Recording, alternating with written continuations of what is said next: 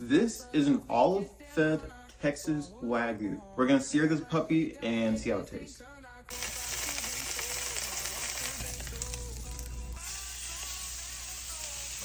Cut off this fat cap on top. The texture in this fat cap is completely different from the texture you'll get in the actual eye of the ribeye. I like to slice this separately, and you can see that's butter.